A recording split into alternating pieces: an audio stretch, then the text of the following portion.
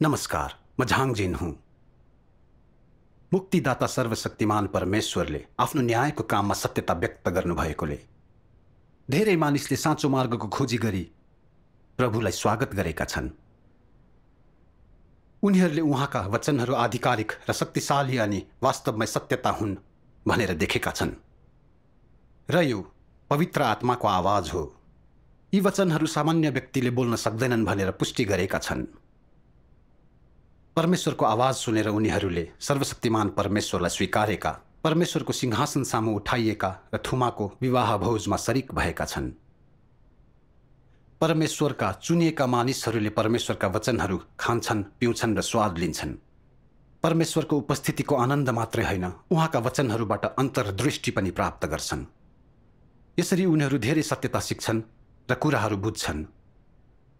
उनीहरूले बाइबलका धेरै रहस्यहरू सिक्छन्, जुन अति खुसीको कुरा हो। उनीहरू विश्वासले भरिन्छन् र परमेश्वरप्रति उनीहरूको प्रेम गहिरिन्छ। परमेश्वरका चुनिएका मानिस कम्युनिस्ट पार्टीको अत्याचार सामु निडर भई खडा हुन्छन्। उनीहरू परिवार र सांसारिक सम्बन्धहरू त्याग्छन्, सुसमाचार सुनाउन कर्तव्यनिष्ठ छन्। उनीहरूले कम्युनिस्ट पार्टीको गिरफ्तारी र सतावट भोग्छन्, तैपनि निडर भई निरन्तर परमेश्वरलाई पछ्याउँछन् र उहाँको साक्षी दिइरहन्छन्। उनीहरू हारेका र मेटिएका छैनन्। उनीहरूले परमेश्वरबारे जोरदार साक्षी दिएका छन्। सर्वशक्तिमान परमेश्वरको राज्यको सुसमाचार अब हरेक देशमा फैलिएको छ अनि धेरै देशमा उहाँको मण्डली स्थापित भएको छ। धेरै मानिसले परमेश्वरका आवाज सुनेका छन् र सर्वशक्तिमान परमेश्वरतर्फ आइरहेका छन्। उहाँको कार्यलाई अनलाइन अनुसन्धान गर्नेको संख्या बढिरहेको छ। यसले प्रभु येशूको अगमबाणी पूरा गर्छ। जसरी बिजुली पूर्वदेखि पश्चिमतिर चम्किन्छ, मानिसको पुत्रको आगमन पनि त्यस्तै हुनेछ। सर्वशक्तिमान परमेश्वरका वचनहरूले यसो भन्छन्। सर्वशक्तिमान परमेश्वर भन्नुहुन्छ, मैले सारा ब्रह्माण्डभरि मेरो काम गरिरहेको छु र पूर्वमा अत्यन्त अनिष्टपूर्ण घटनाहरू असीम रूपमा देखा पर्छ, जसले सारा जातिहरू र सम्प्रदायहरूलाई हल्लाइदिन्छ। सारा मानिसहरूलाई वर्तमानमा ल्याउने मेरो आवाज नै हो। म सबै मानिसहरूलाई मेरो आवाजद्वारा पराजित गराउँछु।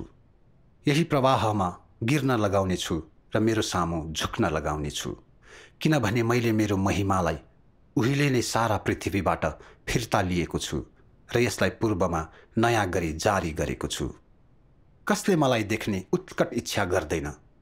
कसले मेरो आगमनलाई उत्सुकतापूर्वक प्रतीक्षा गर्दैन? मेरो पुनः देखा पर्ने घटनाको तृष्णा गर्दैन? मेरो सुन्दरताको निम्ति को चाहिँ लालायित हुँदैन? ज्योतिमा को चाहिँ आउँदैन? कनानको प्रचुरतालाई कसले हेर्दैन? उद्धारकको आगमनलाई कसले चाह गर्दैन? महाशक्ति भएकोलाई कसले प्रशंसा गर्दैन? मेरो आवाज पृथ्वीभरि फैलिनेछ। म मेरा चुनिएका मानिसहरूलाई सामना गर्नेछु र तिनीहरूसँग अझ धेरै वचनहरू बोल्नेछु। जसरी शक्तिशाली गर्जनहरूले पहाड र नदीहरू हल्लिन्छन्, त्यसरी नै म पनि मेरा वचनहरू सारा ब्रह्माण्ड र मानव जातिको निम्ति बताउँछु। यसकारण मेरो मुखको वचन मानिसहरूको खजाना भएको छ र सबै मानिसहरूले मेरो वचनलाई मनमा लिन्छन्। मेरो ज्योति पूर्वदेखि पश्चिमसम्म नै चम्किन्छ। मेरा वचनहरू यस्ता छन् कि मानिस त्याग्न अनिच्छुक हुन्छन् र साथै तिनीहरूलाई अथाह पाउँछन्, तर तिनीहरूमा अझ धेरै आनन्दित हुन्छन्। मेरो आगमनको उत्सव मनाउँदै सबै मानिसहरू खुसी र आनन्दित हुन्छन्, मानव नाबालक भर्खरै जन्मेको छ। मेरो आवाजको माध्यमले म सबै मानिसहरूलाई मेरो सामु ल्याउने छु। त्यसपछि म मानिसहरूको जातिभित्र औपचारिक रूपमा प्रवेश गर्नेछु। त्यसैले तिनीहरू मेरो आराधना गर्न आउनेछन्। मैले जगमगाउने मेरो महिमा र मेरो मुखको वचनहरूसँगै मैले यसलाई यस्तो बनाइदिन्छु कि सबै मानिसहरू मेरो सामु आउनेछन् र पूर्वबाट चम्किरहेको त्यो ज्योति देख्नेछन् र म पूर्वको जैतुनको डाँडामा ओर्लेको पनि देख्नेछन्। यहुदीको छोराको रूपमा होइन, तर पूर्वको ज्योतिको रूपमा म पृथ्वीमा लामो समयदेखि बसेको छु भन्ने तिनीहरूले देख्नेछन्। किनभने मेरो उहिले नै पुनरुत्थान भएको छ र म मानव जातिको माझबाट प्रस्थान गरेको छु र मानिसहरूमाझ मेरो महिमासँगै पुनः देखा परेको छु। कैयौँ युगहरू अघिदेखि आराधना गरिएको म नै हुँ र म पनि त कैयौँ वर्षदेखि इस्राएलीहरूले त्यागिएको बालक हुँ। यसको अतिरिक्त म हालको युगको सारा महिमित सर्वशक्तिमान परमेश्वर हुँ। सबैजना मेरो सिंहासन सामु आउन् र मेरो महिमित मुहार देखुन्, मेरो आवाज सुनुन् र मेरा कामहरू हेरुन्। मेरो समग्र इच्छा यही हो, यो नै मेरो योजनाको अन्त र उत्कर्ष हो। अनि हरेक जातिले मेरो आराधना गरोस्, हरेक जिब्रोले मलाई स्वीकार गरोस्, हरेक मानिसले आफ्नो विश्वासलाई ममा राखोस् र हरेक मानिस मेरो अधीनमा रहोस् भन्ने मेरो प्रबन्धको उद्देश्य हो। सर्वशक्तिमान परमेश्वरको बोली ठूलो ज्योति झैं पूर्वदेखि पश्चिमसम्म फैलिसकेको छ। सबै चुनिएका मानिसहरू सुसमाचार प्रचार गर्छन्, उहाँको साक्षी दिन्छन् र शैतानलाई जितेर महिमा पाउनु भएकोमा परमेश्वरको प्रशंसा गर्छन्। सर्वशक्तिमान परमेश्वर देखा परी विपत्ति अघि काम थाल्नुभयो अनि विजयीहरूको एउटा दल बनाउनु भएको छ। उहाँको राज्यको सुसमाचार हरेक राष्ट्रमा फैलिएको छ अनि सोही अनुसार विपत्तिहरू आए। परमेश्वरको घरबाट सुरु भएको न्यायको काममा ठूलो सफलता भइसक्यो अनि उहाँले संसारलाई न्याय गर्न र सजाय दिन विपत्तिहरू प्रयोग गरिरहनु भएको छ। यी विपत्तिहरूले राज्यको सुसमाचार फैलाउन पाप र शैतानका शक्तिहरूबाट अझै धेरै मानिसलाई मुक्ति दिन मद्दत गर्छन्। यसको अर्को पक्ष के हो भने परमेश्वरले सजाय दिन र दुष्ट अन्धकार युगलाई अन्त्य गर्न अनि परमेश्वर विरोधी विरुद्ध विपत्तिहरू प्रयोग गर्नुहुन्छ। आखिरी दिनहरूमा परमेश्वरको न्यायको कामले दिने फल यही हो। मुक्तिदाता सर्वशक्तिमान परमेश्वरले धेरै सत्यता व्यक्त र महान कार्य गर्नुभएको छ र संसारलाई हल्लाउनु भएको छ। तर धार्मिक संसारका धेरैजना अझै चिनिया कम्युनिस्ट पार्टीको बहकाउमा परेका छन् र धर्मभित्रका ख्रिस्ट विरोधी शक्तिहरूको पकडमा छन्। तिनीहरू प्रभु बादलमा आत्मिक रूपमा पक्कै आउनुहुन्छ। उहाँ सम्भवतः मानिसको पुत्रको रूपमा देहमा फर्कनुहुन्न भन्ने धारणा पालेका छन्। त्यसैले बादलमा नआउने जो कोही झुटा हुन्। उहाँ मानिसको पुत्र हुनुहुन्छ भन्ने सबै गवाही झुटो हो। यो त केवल मानिसमा विश्वास गर्नु हो। तिनीहरू मण्डलीप्रति पवित्र आत्माका वचनहरू अनुसन्धान गर्न वा परमेश्वरको आवाज खोज्न र सुन्न मात्र असफल छैनन्, धार्मिक ख्रिस्ट विरोधीलाई पछ्याउने, सर्वशक्तिमान परमेश्वरको लेखापराई र कामको आलोचना, खण्डन र निन्दा पनि गर्छन्। तिनीहरूले अझै प्रभुलाई स्वागत गरेका छैनन्, बरु विपत्तिहरूमा परि रुने र दारा किट्ने गरिरहेका छन् र तिनीहरू बाँच्ने वा मर्ने पनि थाहा छैन। धेरैको मनमा एउटा प्रश्न छ, प्रभु येशू पुनरुत्थानपछि 40 दिनसम्म आत्मिक रूपमा देखा पर्नुभयो, त्यसैले उहाँ आत्मिक रूपमा फर्कनुपर्छ। किन सर्वशक्तिमान परमेश्वर आत्मामा नभई देहधारी मानिसको पुत्रको रूपमा देखा पर्नुहुने थियो? धेरै मानिसहरूले यो प्रश्न सोध्ने गर्छन् र उहाँ देहमा मात्र हुनुभएकोले धेरैले सर्वशक्तिमान परमेश्वरलाई स्वीकार्ने छैनन्। कस्तो लाजमर्दो! तिनीहरूले मुक्ति पाउने एकमात्र मौका गुमाइरहेका छन्। तिनीहरू सदाका लागि पछुताउने छन्।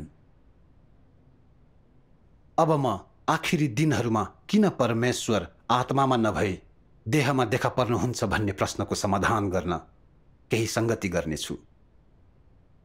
आखिरी दिनहरूमा प्रभु कसरी देखा पर्नुहुन्छ र काम गर्नुहुन्छ भन्नुपर्दा हामी पुष्टि गर्न सक्छौं कि आखिरी दिनहरूमा प्रभु येशू आफ्नो काम गर्न मानिसको पुत्रको रूपमा देह धारण गरी संसारमा फर्कनुहुन्छ।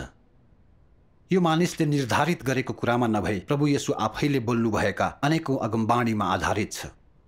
प्रभु आत्मामा वा मानिसको पुत्रको रूपमा देह धारण गरी फर्कनुहुन्छ भन्ने कुरा धेरै पहिले परमेश्वरद्वारा निर्धारित थियो। हामीले गर्न सक्ने भनेको समर्पित हुनु, आफ्नै धारणा र कल्पनाको आधारमा काम कुराको सीमा नतोक्नु हो।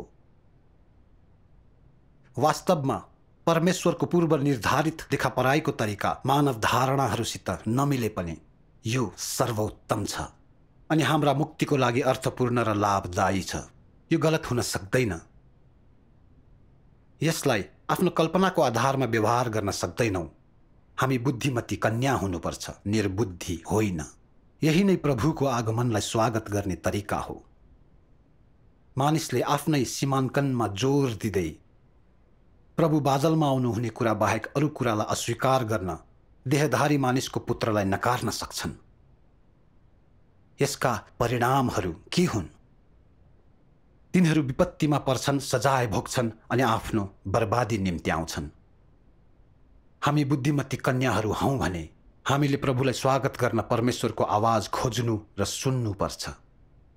उहाँको जुनै रूपलाई पनि खुशी साथ स्वीकार्नुपर्छ र उहाँप्रति समर्पित हुनुपर्छ।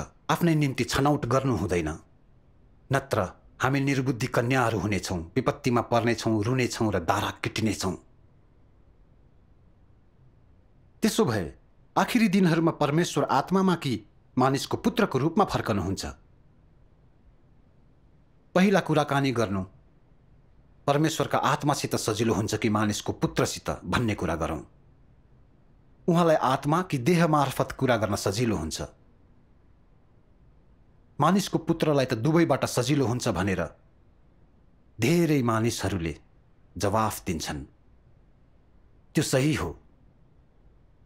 त्यसैले अनुग्रहको युगमा परमेश्वर देखा पर्नुहुँदा र काम गर्नुहुँदा उहाँ देह हुनुभयो। प्रभु येशू मानिसको पुत्र हुनुहुन्थ्यो।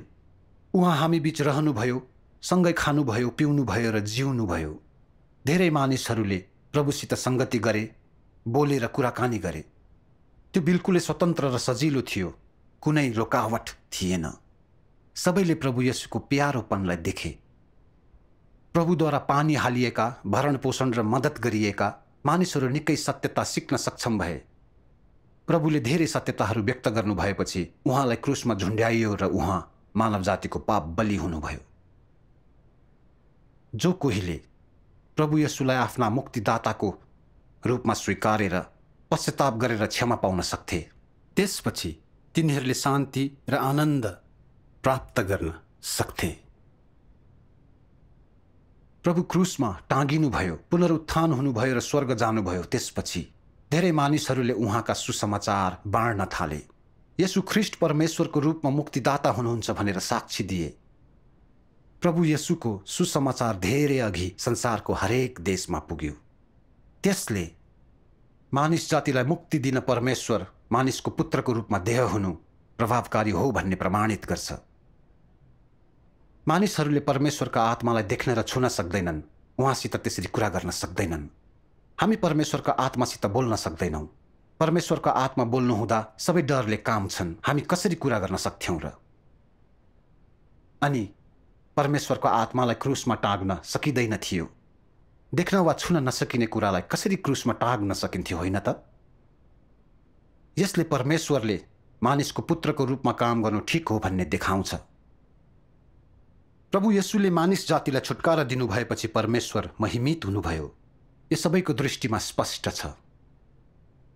यसबाट हामी निश्चित हुन सक्छौँ कि मानिस जातिलाई मुक्ति दिने परमेश्वरको कार्यमा चाहे छुटकाराको वा आखिरी दिनहरूको न्यायको काम होस्, मानिसको पुत्रको रूपमा देह धारण गर्नु उपयुक्त हो। यसले सबैभन्दा राम्रा परिणामहरू ल्याउँछ। साथै आखिरी दिनहरूमा परमेश्वरले देह धारण गर्नुले प्रभु येशूका यी अगमबाणीहरू पूरा गर्छ। मानिसको पुत्रको आगमन, मानिसको पुत्र आउँछ र मानिसको पुत्र पनि उनको दिनमा। बाइबलको राम्रो ज्ञान भएकाहरूले प्रभुका वचनहरू पूरा भएको देख्न सक्छन्। त्यसो भए किन यति धेरै मानिसहरू मानिसको पुत्रको आगमन र कार्यमा धारणाहरू पाल्छन्? किन अझै प्रभु आत्मिक रूपमा बादलमा आउनु हुनेछ भनेर भन्छन्? यो त साह्रै मूर्खता र अज्ञानता हो। परमेश्वर मानिसको पुत्रको रूपमा नम्र र गुप्त भई कार्य गर्नुहुन्छ।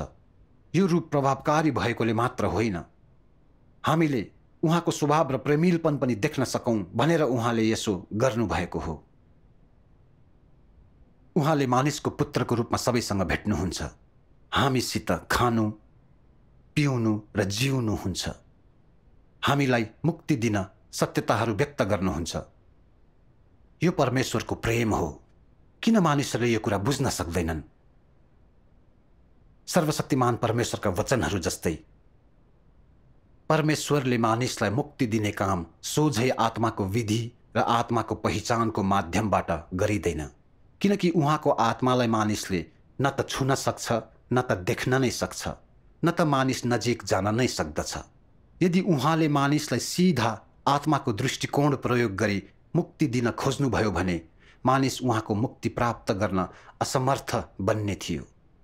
यदि परमेश्वरले सृष्टि गरिएको मानिसको बाहिरी रूप धारण गर्नुभएको थिएन भने मानिसले यो मुक्ति पाउने कुनै उपाय हुने थिएन, किनकि जसरी यहोवाको बादलको नजिक कोही पनि जान सकेन, त्यसरी नै मानिस उहाँको नजिक आउने कुनै उपाय छैन। केवल एक सृष्टि गरिएको प्राणी बनेर अर्थात् उहाँको वचनलाई उहाँ बन्न लाग्नु भएको मासुको शरीरमा राखेर मात्र उहाँले आफ्नो पछि लाग्नेहरूमा व्यक्तिगत तवरले वचन अनुसार काम गर्न सक्नुहुन्छ। तब मात्र मानिसले व्यक्तिगत रूपमा उहाँको वचनलाई देख्न र सुन्न सक्दछ र यसरी मात्र उसले पूर्ण रूपमा मुक्ति पाउन सक्छ। यदि परमेश्वर मानिस बन्नु भएको थिएन भने मासु र रगत हुने कसैले पनि त्यस्तो ठूलो उद्धार प्राप्त गर्न सक्ने थिएन, न त एकैजना व्यक्तिले समेत मुक्ति पाउने थियो। यदि परमेश्वरका आत्माले मानव जातिको माझ प्रत्यक्ष रूपमा काम गर्नु भएको भए सम्पूर्ण मानव जाति नै नष्ट हुने थियो। अन्यथा परमेश्वरको सम्पर्कमा आउनै नसक्ने गरी तिनीहरू पूर्ण रूपले शैतानको कैदमा पर्ने थिए। केवल मानिस बनेर मात्र परमेश्वर मानिससँग बस्न, संसारको दुःख अनुभव गर्न र मानिसको सामान्य मासुको शरीरमा जिउन सक्नुहुन्छ। केवल यस तरिकाले मात्र उहाँले मानिसलाई सृष्टि गरिएका प्राणीहरूको रूपमा चाहिने कुराहरू व्यवहारिक तरिकाले प्रदान गर्न सक्नुहुन्छ। परमेश्वरको देहधारणद्वारा मानिसले परमेश्वरबाट पूर्ण मुक्ति पाउँछ, उसको प्रार्थनाको जवाफ स्वरूप सिधै स्वर्गबाट होइन, किनकि मानिस देह र रगतको भएकोले उसले परमेश्वरका आत्मालाई कुनै पनि तरिकाले देख्न सक्दैन। उहाँको आत्माको नजिक जाने कुरा त परै जाओस्। मानिस केवल परमेश्वरको देहधारण गर्नुभएको शरीरसित सम्पर्कमा आउन सक्छ र केवल यस तरिकाले मात्र मानिसले सबै मार्गहरू र सबै सत्यताहरू बुझ्न सक्दछ र पूर्ण मुक्ति प्राप्त गर्दछ। भ्रष्ट मानिसको लागि सबैभन्दा मूल्यवान काम भनेको त्यही हो, जुन कामले सठिक शब्दहरू पछ्याउनको लागि स्पष्ट लक्ष्यहरू प्रदान गर्न सक्छ, जसलाई देख्न र छुन सकिन्छ। मानिसको स्वादको लागि वास्तविक काम र समय अनुसारको अगुवाई मात्रै उपयुक्त छन् र वास्तविक कार्यले मात्रै मानिसलाई उसको भ्रष्ट र पतित स्वभावबाट मुक्त गर्न सक्छ। यसलाई देहधारी परमेश्वरले मात्रै हासिल गर्न सक्नुहुन्छ। देहधारी परमेश्वरले मात्रै मानिसलाई उसको पहिलेको भ्रष्ट र पतित स्वभावबाट मुक्त गर्न सक्नुहुन्छ। सर्वशक्तिमान परमेश्वरका वचनहरू स्पष्ट छन्। आखिरी दिनहरूको न्यायको कार्यका लागि देह हुनु भएर मात्रै परमेश्वरले मानिस जातिलाई पूर्णतया मुक्ति दिन अनि सुन्दर गन्तव्यतर्फ डोर्याउन सक्नुहुन्छ। हामीले व्यक्तिगत रूपमा सर्वशक्तिमान परमेश्वरलाई हामी माझ देखेका छौँ। उहाँ हामीसँगै जिउनुहुन्छ, सत्यतामा सङ्गति र समस्याहरू समाधान गर्न सधैँ उपलब्ध हुनुहुन्छ। उहाँ मानिस जातिको भ्रष्टता देख्नुहुन्छ, आफ्ना वचनहरू लेख्नुहुन्छ र हामीलाई सत्यताहरू दिनुहुन्छ। हामी साँच्चै परमेश्वरका वचनहरूको आनन्द उठाउँछौँ। परमेश्वरले सत्यतामा सङ्गति गर्नुहुँदा हामी उहाँलाई प्रश्नहरू सोध्छौँ र उहाँ धैर्यपूर्वक जवाफ दिनुहुन्छ। सर्वशक्तिमान परमेश्वर हामी माझ बस्नुहुन्छ, बोल्नुहुन्छ र सङ्गति गर्नुहुन्छ। हाम्रा प्रत्येक वचन, इशारा र सोचाइ समेत सबै परमेश्वरका आँखा अगाडि दिनझै स्पष्ट छन्। उहाँ जसरी पनि सत्यताहरू व्यक्त गर्न सक्नुहुन्छ। हाम्रा शैतानी स्वभावहरू, हाम्रा धारणाहरू र कल्पनाहरूलाई उज्यालोमा ल्याउनुहुन्छ। हाम्रो विश्वासमा भएका गल्तीहरू र लक्ष्यप्रतिको हाम्रा गलत धारणाहरू सुधार्नुहुन्छ। यसरी देहमा भएका परमेश्वरले हामीलाई हेरिरहनुहुन्छ, हामीलाई आम्ने सामने शिक्षा दिनुहुन्छ र सहयोग गर्नुहुन्छ। यो हाम्रो लागि अद्भुत र मन छुने अनुभव हो। परमेश्वर असाध्यै प्रेममय र सहज हुनुहुन्छ। हामी परमेश्वरका अनगिन्ती सुन्दर पक्षहरू देख्छौँ र उहाँलाई हृदयभित्रैदेखि प्रेम गर्छौँ। ख्रिस्टले धेरै सत्यता प्रकट र महान कार्य गरिरहनु भएको छ, तर पनि एकदमै नम्र र गुप्त हुनुहुन्छ। कहिल्यै आफूलाई परमेश्वरको रूपमा देखाउनुहुन्न। उहाँ कुराकानीमा स्वाभाविक र न्यानो हुनुहुन्छ। कसैलाई पनि आफ्नो कुरा सुन्न कर गर्नुहुन्न। ख्रीष्टसित अहंकार वा अभिमानको सानो त्यान्द्रो पनि छैन। ख्रीष्टका वचनहरू भर पर्दा झुट, बहाना र छल रहित छन्। उहाँ हामीलाई परिवारका सदस्यहरू जस्तै व्यवहार गर्नुहुन्छ र इमानदारी साथ बोल्नुहुन्छ। हाम्रो लागि यो साह्रै हृदयस्पर्शी हो। ख्रीष्टको मानवतामा भ्रष्टता नभएको हामी देख्न सक्छौं। उहाँसित सामान्य मानवता छ, दयालु र पवित्र मानवता। हामीलाई पोषित, सहयोग र मार्गदर्शन गर्न ख्रीष्टले जहिले पनि सत्यता व्यक्त गर्न सक्नुहुन्छ। ख्रीष्टसित सामान्य मानवता मात्र होइन, ईश्वरीय सार पनि छ भनेर हामी अझ निश्चित छौं। उहाँ वास्तवमै देहमा हुनुभएका व्यवहारिक परमेश्वरको रूप हुनुहुन्छ। अहिलेसम्म ख्रीष्टलाई पछ्याएर ख्रीष्ट सत्यता, बाटो र जीवन हुनुहुन्छ भन्ने जानेका छौं। ख्रीष्ट बाहेक अरूले सत्यता व्यक्त गर्न र मानिस जातिलाई मुक्ति दिन सक्दैन। परमेश्वरको देहधारी रूपमा हामी उहाँसँग जे छ र उहाँ जे हुनुहुन्छ भन्ने बारे देख्छौं। हामी ख्रीष्टको ईश्वरीय सार अनि परमेश्वरको स्वभाव पवित्र र धर्मी भएको देख्छौं। परमेश्वर कति नम्र, दयालु र सुन्दर हुनुहुन्छ भनेर पनि हामी देख्छौं। यसले हामीलाई उहाँप्रति समर्पित हुँदै उहाँको नजिक ल्याउँछ। उहाँको मानिस जातिलाई मुक्ति दिने काम अत्यन्तै अर्थपूर्ण छ। यसले परमेश्वर र मानिस बीचको खाडल पुर्ने मात्र होइन, हामीलाई व्यवहारिक ज्ञान र उहाँबारे बुझाइ प्राप्त गर्न मद्दत गर्छ। हामी परमेश्वरको व्यवहारिक कार्य मार्फत बिस्तारै सत्यता बुझ्छौं र वास्तविकतामा प्रवेश गर्छौं। आफूलाई अहंकार र छलकपट जस्ता धेरै भ्रष्ट स्वभावबाट मुक्त पार्छौं। हामी परमेश्वरको मुक्तिको अनुग्रह प्राप्त गर्छौं। सर्वशक्तिमान परमेश्वरका आखिरी दिनहरूको कार्य मार्फत हामी देहधारी परमेश्वरको कार्य व्यवहारिक र सच्चा रहेको महसुस गर्छौं।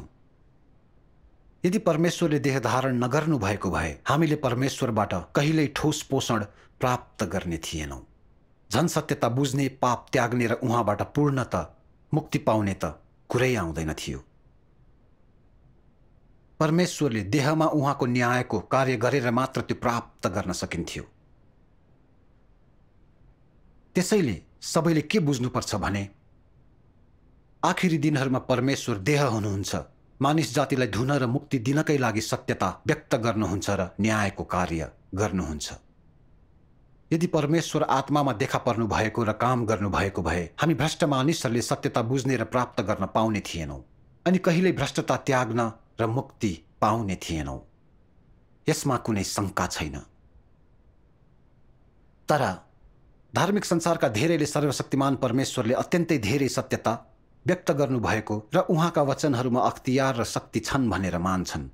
तर उहाँ सामान्य मानिसको पुत्र हुनुभएकोले तिनीहरूले उहाँ परमेश्वर होइन मानिस हो भन्दै सर्वशक्तिमान परमेश्वरको निन्दा गर्छन्।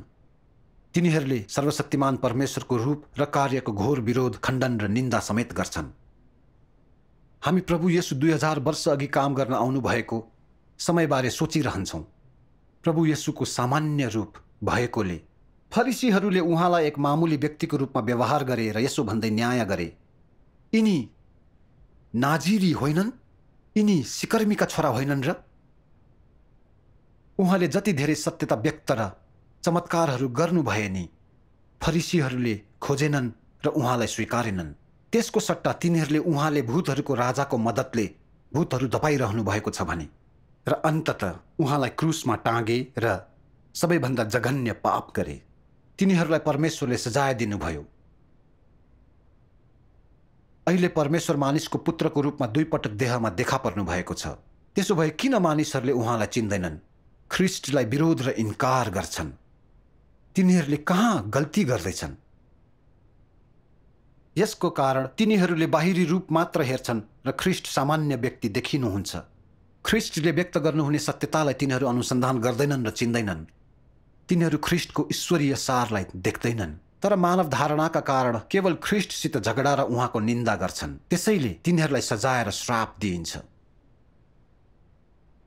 बाइबल भन्छ, पुत्रमा विश्वास गर्नेसँग अनन्त जीवन हुन्छ र विश्वास नगर्नेले जीवन देख्ने छैन, तर परमेश्वरको क्रोध त्यसमाथि भइरहन्छ।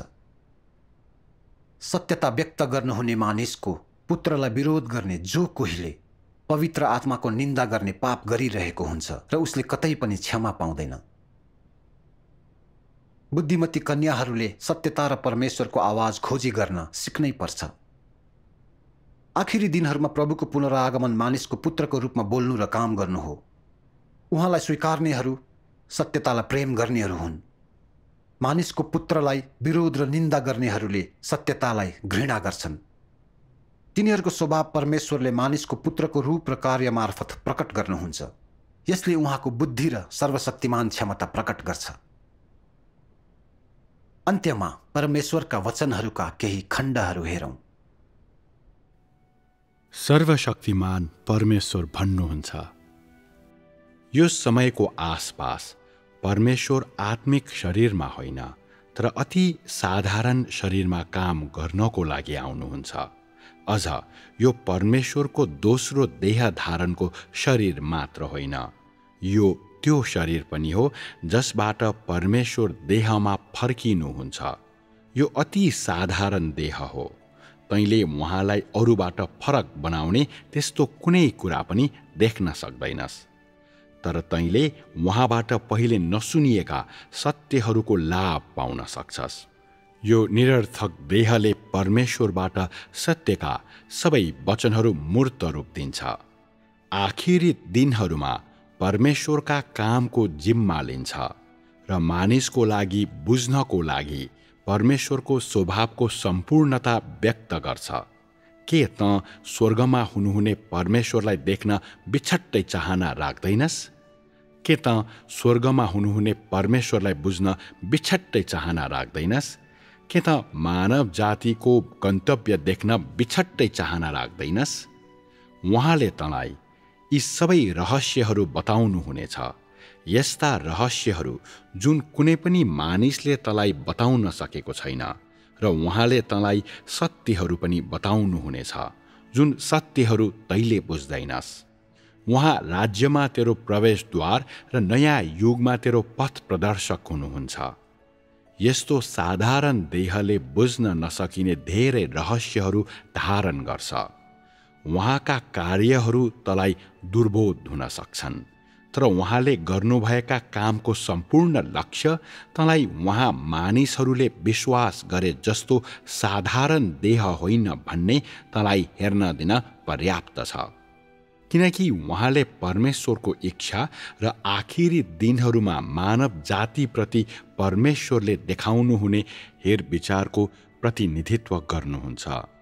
तैँले उहाँका वचनहरू सुन्न नसके पनि, जसले स्वर्गहरू र पृथ्वी हल्लाएको देखिन्छ वा बलिरहेका ज्वालाहरू जस्ता उहाँका आँखाहरू हेर्न नसके पनि र तैँले उहाँको फलामे डन्डाको अनुशासन अनुभव गर्न नसके पनि त उहाँका वचनहरूबाट सुन्न सक्छस् कि परमेश्वर क्रोधी हुनुहुन्छ र थाहा पाउन सक्छस् कि परमेश्वरले मानव जातिको लागि करुणा देखाइरहनु भएको छ।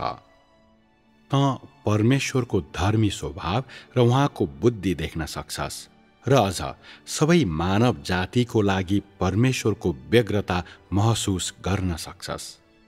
आखिरी दिनहरूमा परमेश्वरको काम पृथ्वीका मानिसहरूमाझ जिइरहनु भएको स्वर्गमा हुनुहुने परमेश्वर मानिसलाई हेर्न दिनु हो र परमेश्वरलाई बुझ्न, उहाँको आज्ञा पालन गर्न, आदर गर्न र प्रेम गर्न मानिसलाई सक्षम बनाउनु हो।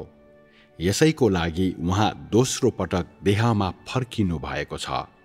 हुन त यो दिनमा मानिसले देख्ने परमेश्वर मानिस जस्तै हुनुहुन्छ, एउटा नाक र दुई आँखा भएका परमेश्वर र साधारण परमेश्वर। अन्त्यमा परमेश्वरले तिमीहरूलाई देखाउनुहुनेछ कि यदि यो मानिस अस्तित्वमा थिएन भने स्वर्ग र पृथ्वीमा भयानक परिवर्तन भएर जाने थियो। यदि यो मानिस अस्तित्वमा थिएन भने स्वर्गहरू फिका हुने थिए। यो पृथ्वी अस्तव्यस्ततामा जाकिने थियो र सबै मानव जाति भोकमरी र विपत्तिहरूका माझमा जिउने थिए। तिमीहरूलाई उहाँले देखाउनुहुनेछ कि यदि तिमीहरूलाई आखिरी दिनहरूमा मुक्ति दिन देहधारी परमेश्वर नआउनु भएको भए, त्यसबेला परमेश्वरले सबै मानव जातिलाई धेरै अघि नै नरकमा विनाश गरिसक्नु भएको हुने थियो। यदि यो देह अस्तित्वमा रहेको थिएन भने तिमीहरू सधैँको लागि महापापीहरू हुने थियौ र तिमीहरू सदैव लाशहरू हुने थियौ। तिमीहरूले थाहा पाउनुपर्छ कि यदि यो देह अस्तित्वमा रहेको थिएन भने सबै मानव जातिले एक अपरिहार्य विपत्ति सामना गर्नुपर्ने थियो र आखिरी दिनहरूमा मानव जातिलाई परमेश्वरले दिने त्योभन्दा कठोर दण्डबाट बच्न उनीहरूलाई असम्भव हुने थियो। यदि यो साधारण देह जन्मिएको थिएन भने तिमीहरू सबै त्यो स्थितिमा हुने थियो जहाँ बाँच्न सक्षम नभएर तिमीहरू जीवनको लागि याचना गर्ने थियो र मर्न सक्षम नभएर मृत्युको लागि प्रार्थना गर्ने थियो। यदि यो देह अस्तित्वमा रहेको थिएन भने त्यसपछि तिमीहरू सत्य प्राप्त गर्न र आज परमेश्वरको सिंहासनको सामुन्ने आउन सक्षम हुने थिएनौ। तर बरु तेरो घोर पापहरूका कारणले परमेश्वरद्वारा त दण्डित हुने थिइस्। के तिमीहरूलाई थाहा थियो कि यदि यो देहमा परमेश्वरको पुनरागमनको लागि थिएन भने कसैलाई पनि मुक्तिमा मौका हुने थिएन, र यदि यो देहको आगमनको लागि थिएन भने परमेश्वरले धेरै अगाडि पुरानो युगलाई अन्त्य गरिसक्नु भएको हुने थिएन? यो यसो हुने हुनाले के तिमीहरू परमेश्वरको दोस्रो देह धारणलाई अझसम्म इन्कार गर्न सक्षम छौ?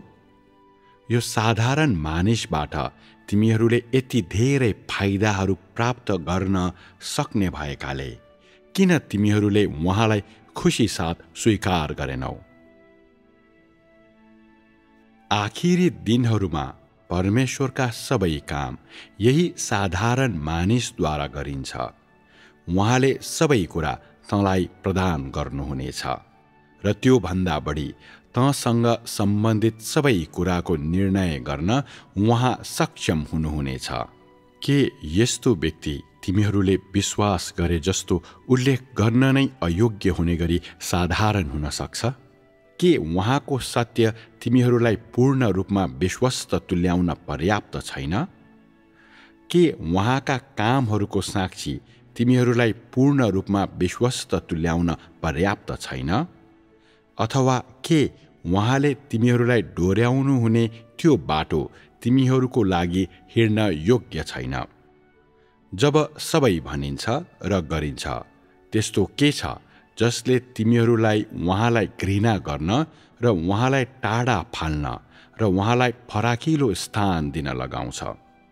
यो यही मानिस हो जसले सत्य अभिव्यक्त गर्छ। यो यही मानिस हो जसले सत्य प्रदान गर्छ, र यो यही मानिस हो जसले तिमीहरूलाई पछ्याउने मार्ग दिन्छ। के यो हुन सक्छ कि तिमीहरू यी सत्यहरूभित्र परमेश्वरको कामका चिन्हहरू भेट्न अझसम्म पनि असक्षम छौ?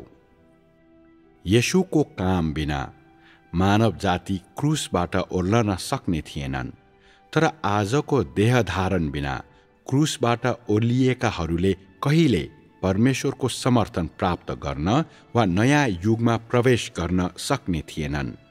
यो साधारण मानिसको आगमन बिना तिमीहरूले परमेश्वरको सही मुखाकृति देख्ने अवसर कहिल्यै पाउने थिएनौ, न त तिमीहरू योग्य नै हुने थियौ, किनकि तिमीहरू सबै धेरै पहिले नष्ट गरिसक्नुपर्ने पात्रहरू हौ। परमेश्वरको दोस्रो देह धारणको आगमनको कारणले तिमीहरूलाई परमेश्वरले क्षमा दिनुभएको छ र तिमीहरूलाई कृपा देखाउनु भएको छ।